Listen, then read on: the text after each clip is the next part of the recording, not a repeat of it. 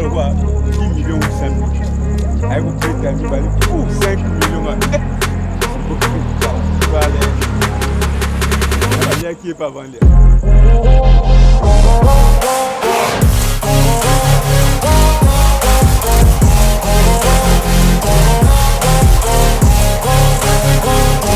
Je me sens... Ah, voilà, je suis avec vous.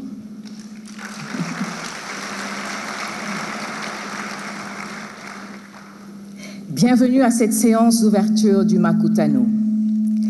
Initialement prévue pour le 5 octobre 2050, notre forum s'ouvre enfin ce mercredi 13 novembre 2050. 2050, comme le temps passe vite. Nous sommes devenus vieux, la vie longue nous a blanchi les cheveux et courbé le dos. Mais fiers, notre front reste dressé pour regarder nos petits-enfants, droit dans les yeux, parce que nous avons l'honneur de leur léguer une Afrique plus belle qu'avant. Qui l'eût cru? Nous savons que nous mourrons bientôt. Mais Dieu merci, Dieu merci. Nous partirons le cœur léger. Nous avons gagné le pari. Grâce à nous, l'Afrique est devenue une puissance respectée. Enfin. Oui, il fallait vraiment le faire. Vous voyez, aujourd'hui en 2050, notre Afrique rêvée est devenue une réalité. Un continent totalement transformé. Voyez, l'Afrique n'est plus qu'un pays. Le temps et l'espace ont changé. Nos enfants prennent le train de Kinshasa à Lagos. Ils foncent sur Rabat, traversent Abidjan et Conakry. Le même train les ramène au Caire et à Nairobi. Le Congo exporte les batteries fabriquées avec son propre lithium. Le Maroc investit massivement en Namibie et le Congo au Ghana.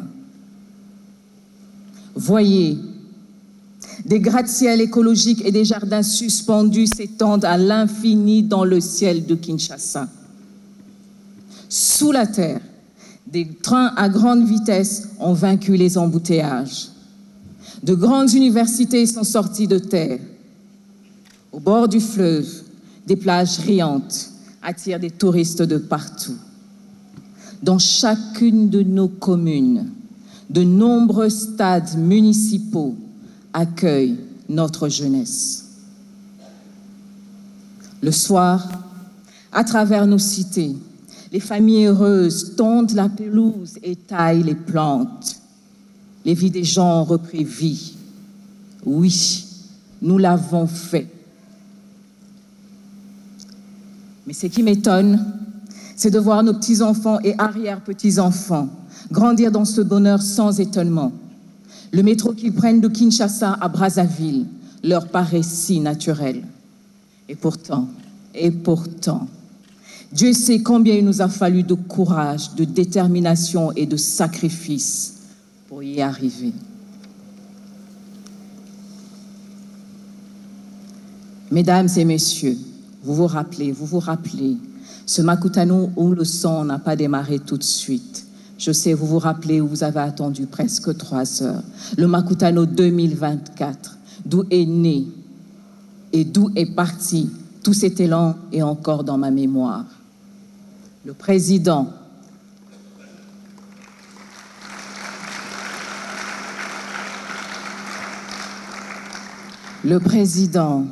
notre président, son Excellence Félix Antoine Tshisekedi Tshilombo, était assis juste là. Nous le voyons, nous allons l'écouter, et nous savions qu'il avait fait le choix, lui, d'être le bâtisseur grâce auquel le Congo redeviendrait ce qui n'aurait jamais dû cesser d'être.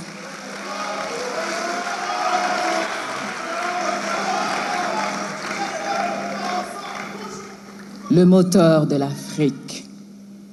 Monsieur le Président, merci. Merci au nom de tous nos petits-enfants et arrière-petits-enfants.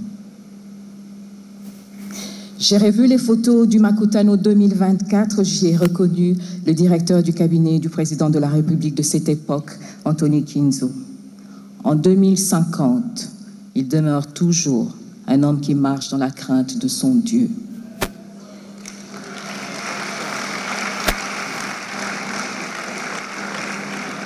Dans ce magazine, un autre chapitre entier était dédié à Pacifica Acha, dont la vision en matière d'agriculture a permis de faire de la RDC le grenier de l'Afrique.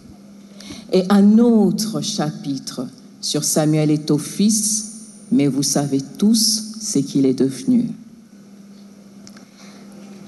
Nous sommes donc là.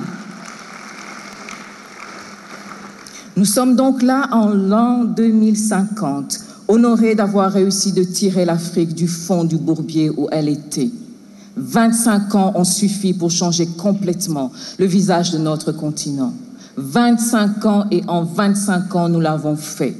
Et par un heureux hasard, fouillant dans mes archives pour préparer cette allocution, j'ai retrouvé mon discours de 2024. Il était intitulé « Le New Deal africain ». Je me revois du haut de cette tribune en train de démarrer ce discours d'un ton ferme. Mesdames, Messieurs, distingués invités, l'histoire du monde est faite de moments de rupture, de ces instants où tout bascule, où un nouvel ordre naît. Aujourd'hui, en 2024, nous sommes à l'aube d'un moment similaire pour l'Afrique. Nous devons ici et maintenant proposer une nouvelle vision, un New Deal africain. Ce New Deal africain, c'est notre réponse. If we don't, who will? Si nous ne le faisons pas, qui le fera?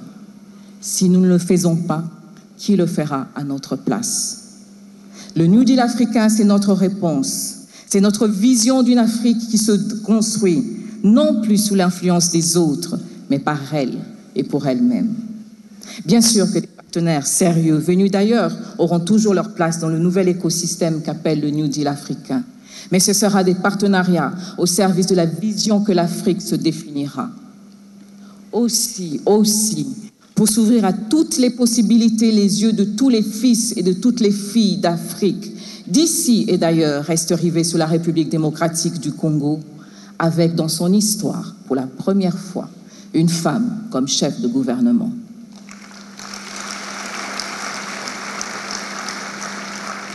Mais soyons directs et parlons franc. Le Congo, notre Congo, doit cesser de freiner l'Afrique. On ne le dira jamais assez, la République démocratique du Congo, par sa taille, ses ressources, son potentiel humain, doit être le cœur qui bat au rythme de l'émergence africaine. Le temps des excuses est révolu. Si la RDC ne reprend pas sa place, elle portera la responsabilité du retard de tout un continent.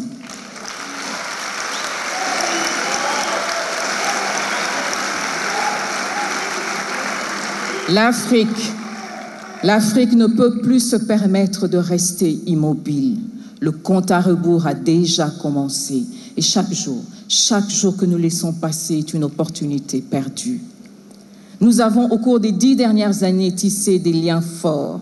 Malgré les obstacles, malgré la Covid, malgré vents et tempêtes, le Makutano n'a jamais cessé de rassembler. 10 ans de dialogue, 10 ans de coopération, 10 ans passés à ouvrir les portes de Mbujimaï, de Kolwezi, de Goma, d'Abidjan, de Bruxelles, de Paris, de Brazzaville, 10 qui nous ont conduits jusqu'aux portes des États-Unis. Ce que nous avons bâti ici est un réseau solide, une plateforme de discussion, de réflexion, mais aussi d'action qui transcende les frontières et dépasse les individus. Le New Deal africain se veut un mouvement qui passe et qui dépasse les personnes, un engagement qui se perpétue de génération en génération. Permettez-moi de préciser ma pensée. Le New Deal africain n'est pas simplement une réponse économique. C'est un véritable credo, une foi inébranlable en nos propres capacités, une affirmation de notre droit de décider de notre avenir. C'est l'engagement que dans 25 ans, ce continent ne sera plus la terre de promesses éternelles, mais celle de la réalité accomplie. Nous ne rêvons plus, oh non, nous ne rêvons plus d'un autre monde, des mers à traverser et des bonheurs à cueillir au loin. Nous construisons résolument notre terre promise, pierre sur pierre, de Dakar à Kinshasa, de Lagos au Cap, de Douala à Addis Abeba. Il faut bien que dans nos esprits, toute l'Afrique ne soit plus qu'un pays.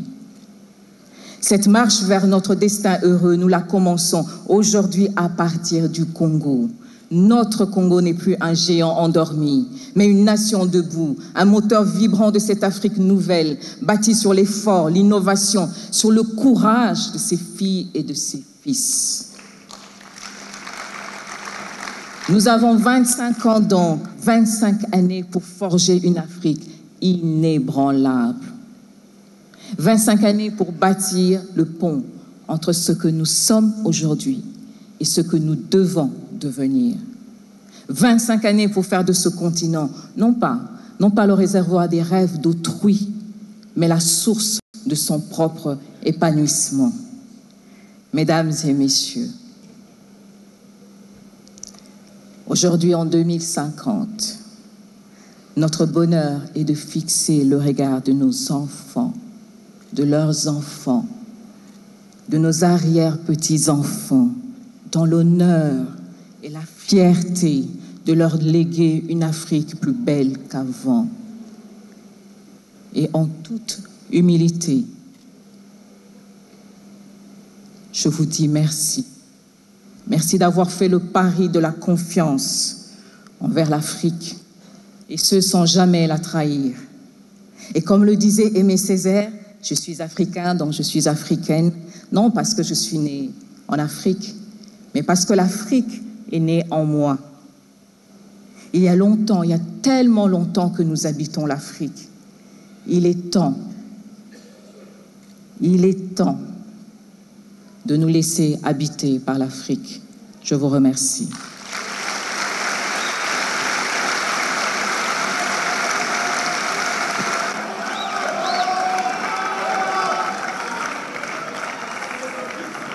Merci. Prenez place, s'il vous plaît.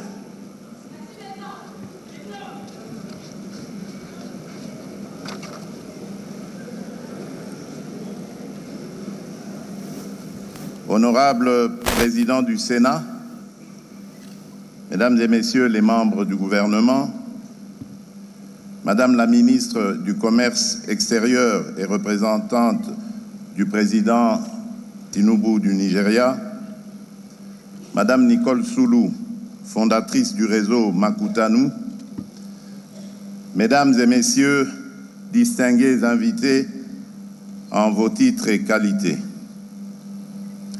Permettez-moi avant tout de saluer la présence de nos hôtes ici présents. Votre participation est le témoignage éloquent de notre engagement commun pour une Afrique qui prend son destin en main. En votre présence, ce forum prend une dimension singulière, celle de l'unité africaine, cette unité qui est à la fois notre force et notre destinée. Je tiens également à saluer les participants et les organisateurs de cet événement exceptionnel, avec une pensée toute particulière pour sa vision, son engagement et sa persévérance, Madame Nicole Soulou, qui a su bâtir ce qui est aujourd'hui bien plus qu'un forum, un espace d'échange et de croissance pour notre pays et pour l'Afrique tout entière.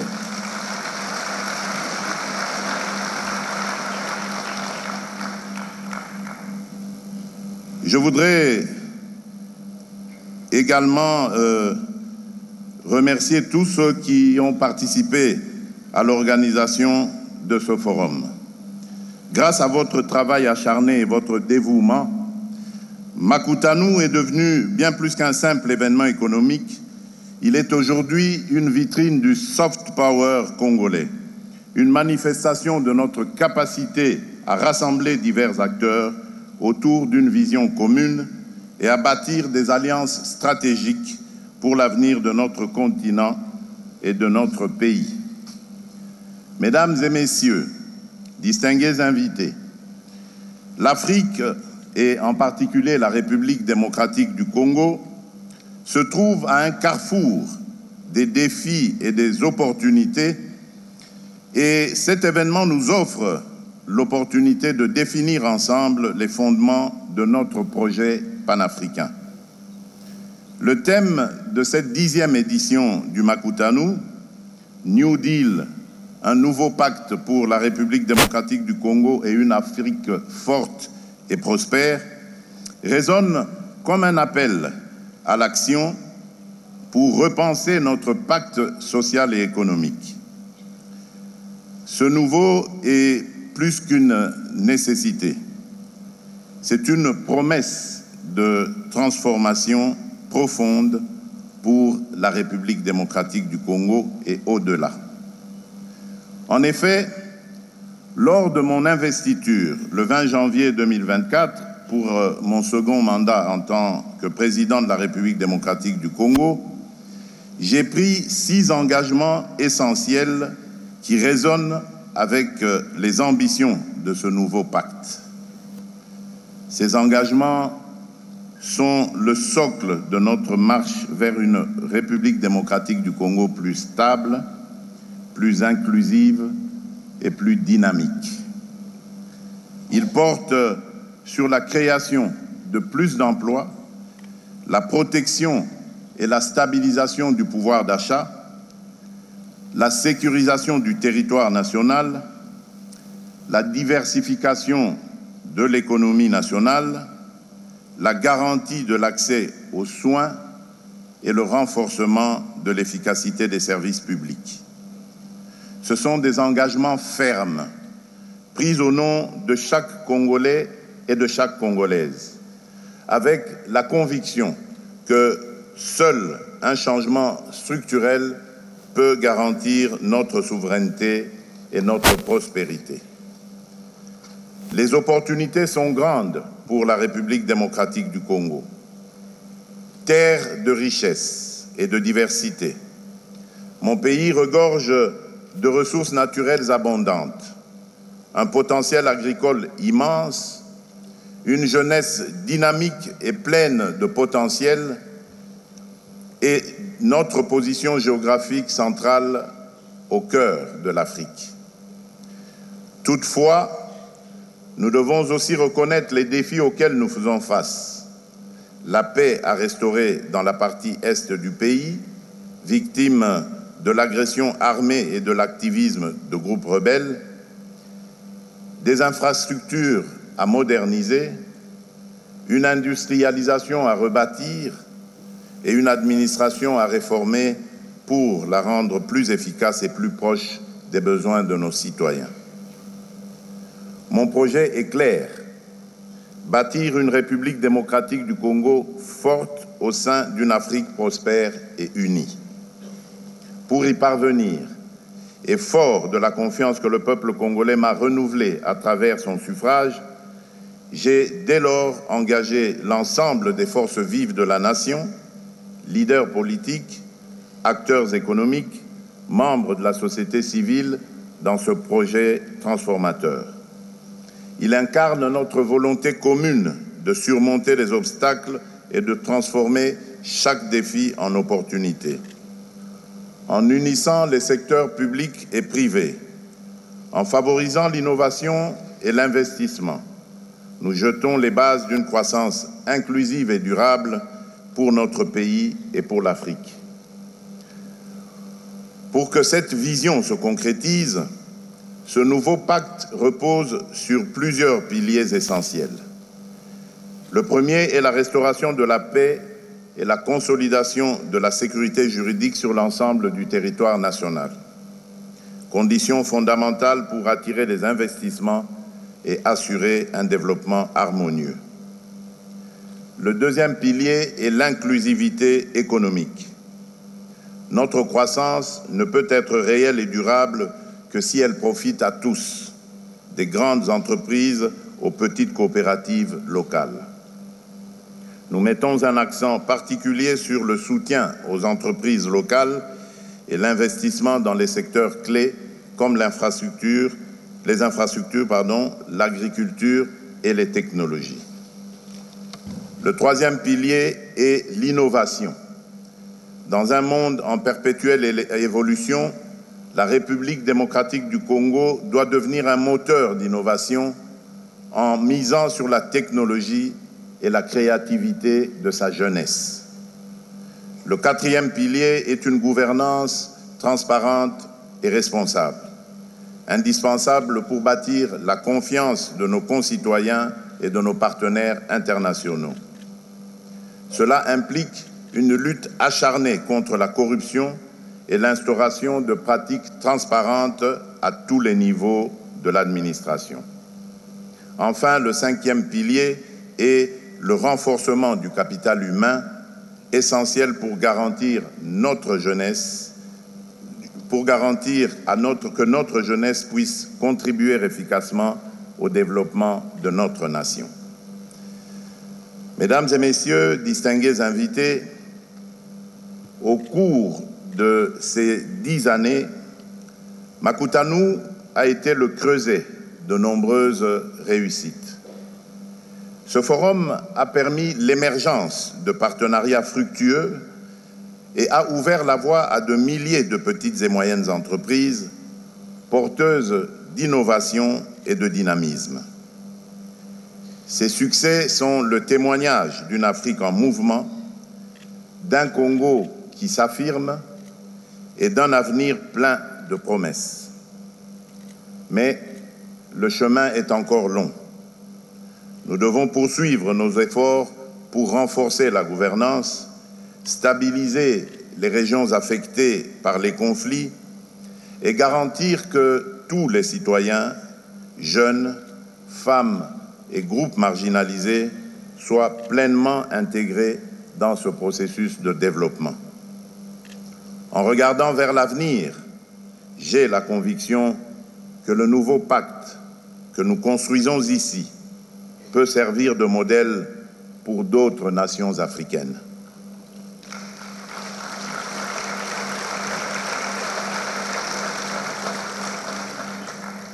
En mettant l'accent sur l'innovation, la durabilité et l'inclusivité, nous avons l'opportunité de transformer notre continent, de valoriser nos richesses tout en investissant dans notre capital humain. Pour conclure, celle de promouvoir nos petites et moyennes entreprises, de faire émerger des champions nationaux et de stimuler l'entrepreneuriat et l'innovation, je renouvelle mon engagement et celui de la République démocratique du Congo envers Makutano et son ambition pour une Afrique épanouie.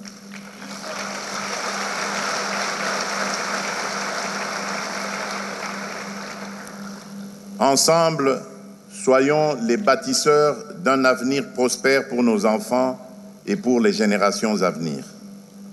Sur ce, je déclare ouverts les travaux de Makutano 10 et vous souhaite un forum riche en succès et en opportunités. Que vive Makutano, que vive la République démocratique du Congo, que vive l'Afrique forte et prospère, que Dieu bénisse la République démocratique du Congo et son peuple. Je vous remercie.